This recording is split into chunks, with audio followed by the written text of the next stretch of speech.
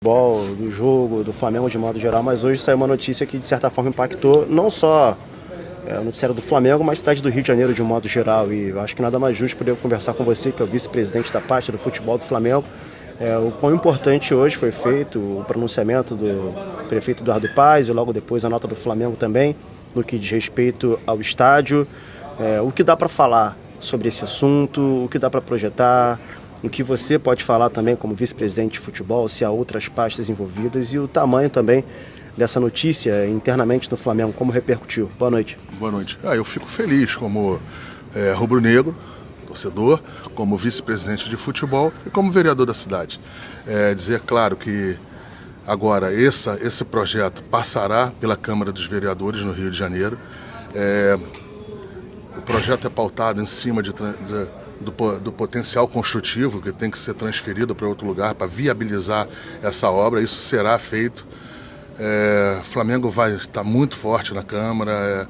Existe um entendimento que o projeto é muito bom para a cidade, é um projeto que dá empregos, que cobre impostos e um lugar em que está tendo uma transformação muito grande, e eu tenho certeza absoluta que com o estádio do Flamengo, na verdade não vai ser o estádio do Flamengo, para mim vai ser a cidade do Flamengo, né? Porque você vai ter o estádio, você vai ter um anexo em que você terá restaurantes, você terá uma ampla diversos outros empreendimentos para possibilitar a vida desse local, não só em dia de jogos. Então você vai ter restaurante, acredito que vai ter algum museu, vai ser um negócio ímpar para o Flamengo e para a cidade do Rio de Janeiro. Sabe qual é o próximo passo depois de hoje? Não, com certeza o próximo passo depois de hoje será a Câmara dos Vereadores do Rio de Janeiro para aprovação do projeto, né? Porque existe a maneira de como é que isso vai ser feito, se vai ter emendas, se não vai ter. O que eu posso falar é que a gente vai trabalhar para que seja aprovado de uma maneira em que seja feita de menor transformação possível do projeto do Flamengo. A gente quer 100% do projeto do Flamengo seja aprovada nesse processo. Tenho certeza absoluta que isso vai acontecer. O projeto do Flamengo é bom para a cidade. E um estádio novo, um estádio ali que eu acho que você também terá outras modalidades, você vai conseguir ali você vai conseguir dar vida no local. Vai ser muito importante para o Flamengo você fazer um projeto que não se paute só no jogo de futebol de um determinado dia. Você tem que fazer isso de uma maneira mais ampla e é isso que vai acontecer lá. Pode explicar, Marcos, sobre a questão da desapropriação por asta pública? O que significa isso para o torcedor? E você acredita que a Caixa pode tentar recorrer de alguma forma sobre essa questão do leilão e a forma como está acontecendo essa desapropriação? Pouco possível, porque antigamente na verdade, essa desapropriação, como é que era feito antes de ter esse nome bonito? A prefeitura tinha que desapropriar, entrava para a prefeitura e a prefeitura passava, isso é a grosso modo eu estou falando, a prefeitura passava para quem de direito iria fazer alguma coisa em cima desse projeto. Com desta nova modalidade, você pode fazer isso de maneira direta, né? Entra num leilão, o Flamengo compra, o Flamengo ganha, isso é um leilão público, então um leilão que com certeza será um preço justo, que não vai ter nenhum dano para a cidade ou para qualquer interessado em relação que tenha interesse da Caixa Econômica, do bem da Caixa Econômica. Vai ser um negócio justo, correto, transparente, em que terá muitas lupas e muitas mãos para analisarem a correção disso aí. Tenha certeza que o Flamengo está dentro de um projeto muito bom, muito legal para a cidade e importantíssimo para o clube, que eu acho que vai para uma outra prateleira quando você consegue construir um estádio desta maneira, de uma maneira em que você não tem tanto endividamento, que você não precisa se comprometer muita coisa. para que seja feito esse processo desse projeto. Marcos, mudando um pouco de assunto, na última semana o Tite falou, logo depois da partida contra o Bahia, sobre o Júlio Avelar, lá, diretor de competições da CBF. Houve uma nota da entidade na sexta-feira, se eu não me engano, falando que, enfim, o tom do Tite foi agressivo e tudo mais, e uma série de situações, e citando especificamente o Flamengo. Você, como vice-presidente de futebol, representando o clube, como recebeu essa nota, como você se manifesta diante da nota da CBF? Olha só, a CBF tem que ter vergonha na cara em tocar em alguns assuntos. Pedro, das 40 federações ou confederações mundiais que têm seus campeonatos nacionais, o único que não para é o brasileiro, é o campeonato brasileiro. Os outros 39 estão errados. A Suíça, a Inglaterra, a Espanha, todos os lugares param para essa competição. Só aqui que está certo. É um absurdo.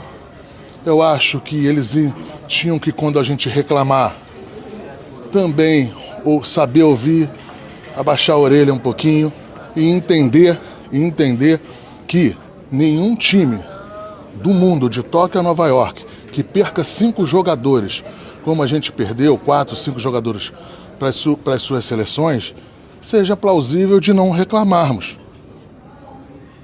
Mais uma vez, se o Manchester City perde 4, 5 jogadores titulares, se ele for jogar com o Liverpool, se jogar com o Paris Saint-Germain, numa numa Liga dos Campeões, em qualquer outra situação, vai sofrer. E é isso que está acontecendo, o Flamengo está sofrendo. Por acaso, o Flamengo continua ganhando jogos. Graças a Deus o impacto está sendo minimizado. Mas eu poderia estar passando aqui, tendo que dar satisfação para você, da sua pergunta, do seu público, das pessoas que estão ouvindo a gente aqui, de uma situação muito mais desconfortável, com o Flamengo perdendo os jogos, com o Flamengo numa sequência de derrotas. Então não é porque a gente está ganhando, a gente vai diminuir o tom. A tendência é aumentar o tom com essa barbaridade que a CBF faz, essa barbaridade que a CBF conduz em relação à não paralisação do Campeonato Nacional. E isso aí deveria ser uma pauta não só nossa, isso deveria ser uma pauta de vocês também, que vocês têm interesse nisso, é o trabalho de vocês. Vocês poderiam pesquisar em outros lugares como é que se conduz, como é que se faz. Será se é aqui que está certo e lá que está errado? Então chegou uma hora que o Tite, da maneira dele, após um jogo de estresse, que chegou, foi e se expressou da maneira que se expressou. Então, assim, o que eu posso e tenho que fazer é estar do lado do profissional, que é o Tite, que está cuidando dos interesses do clube onde é que ele trabalha hoje, e eu, como vice-presidente, tenho que apoiar ele. Não vou falar que é infelizmente ou felizmente, mas não pode a CBF de errada querer e passar a estar certo. Mas a reclamação do Tite, ele me parecia mais também sobre o intervalo de jogos. Entre um jogo e outro, enfim, 2 quintas-feiras, também domingo. O Flamengo, de alguma maneira, tentou com a CBF, porque não se trata de trazer jogadores convocados, mas da questão dos intervalos de jogos. Tentou algum contato com a CBF por conta desse intervalo de jogos? Não? Lógico que faz, Pedro. Faz sempre. Por exemplo, tem uma coisa que não passa na imprensa. Nós, nessa semana aí, eu acho que foi agora ou na outra semana, nós fomos lá na CBF para tratar de arbitragem. Nós fomos lá, fomos recebidos, conversamos.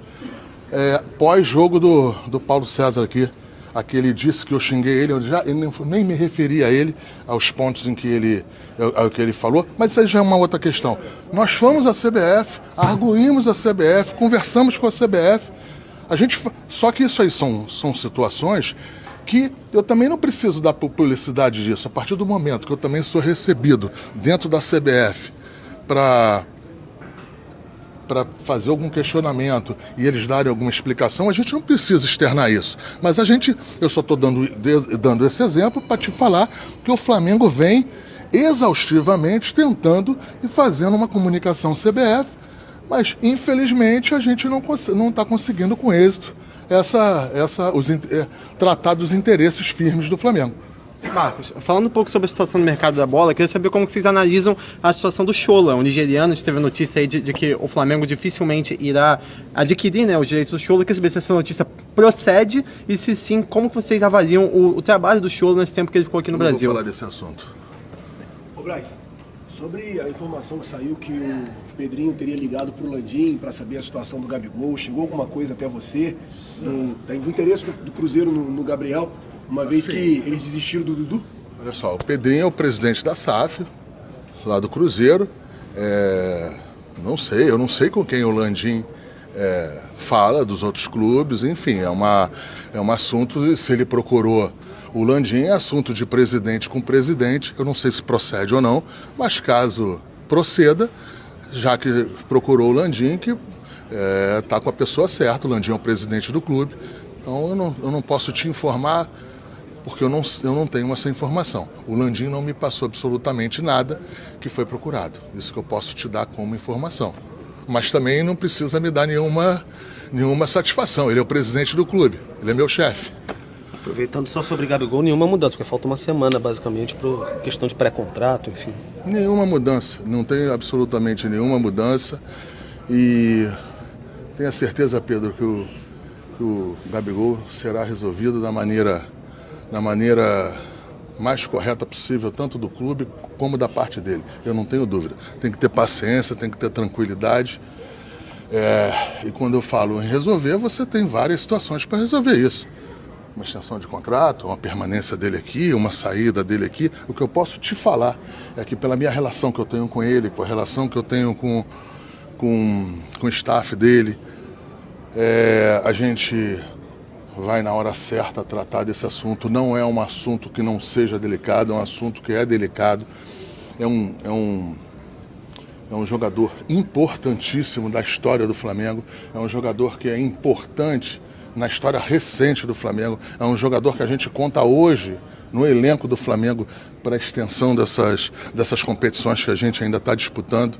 Então a gente com calma, com tranquilidade, a gente vai chegar e vai resolver os assuntos. Situação similar quanto ao tempo, mas com roteiros diferentes. O Davi também, em breve, acho que vai ser uma pauta nessa questão, né? O contrato já, aos poucos, começa a encaminhar para a reta final e vive um momento diferente da carreira. Um jogador que já não é mais nenhum garoto. Como vocês enxergam também essa possibilidade de sentar para conversar uma eventual renovação com o Davi Luiz? Na maior tranquilidade do mundo. Eu quero fazer deixar aqui como é que o Flamengo tratou, pelo menos de 2019, de quando é que a gente chegou junto com o Landim, para cá. Os jogadores que têm uma certa idade, ou uma idade em que um contrato que você não precise, o Flamengo não precisa fazer uma extensão muito grande, a gente vem ano a ano renovando. Isso aconteceu com o Felipe Luiz, isso aconteceu com o Diego, goleiro, isso aconteceu com... Me ajuda? Hã? Diego Ribas também. O Diego Ribas, um ícone aqui dentro do clube. Então isso aqui de forma natural e na hora que interessar o Flamengo vai procurar e vai ver o que vai fazer. Não é o momento. O que é o bom de falar dele agora, no momento dele, que eu acho que ele está no melhor momento dele dentro do Flamengo, numa sequência magnífica, ajudando a gente, fazendo gols. E não só isso, a importância dele aqui interna, dentro do vestiário. O Flamengo sempre reconheceu isso aí. E se tiver que fazer uma renovação, será feita na maior tranquilidade do mundo. E se a gente optar por outro caminho, também será feita na maior tranquilidade do mundo. Na hora certa, no momento certo, a gente não vai ter nenhum problema com isso. Davi Luiz é um jogador experiente, é um jogador que entende o seu momento de carreira e entende qualquer tipo de situação que a gente possa chegar e fazer qualquer tipo de ajuste. Não acho que não tem nenhum milímetro para a gente um pouco mais à frente tratar desse assunto ou uma pressão para a gente começar a tratar isso agora. Isso vai ser feito com a maior naturalidade do mundo. Tá? Obrigado, Marcos.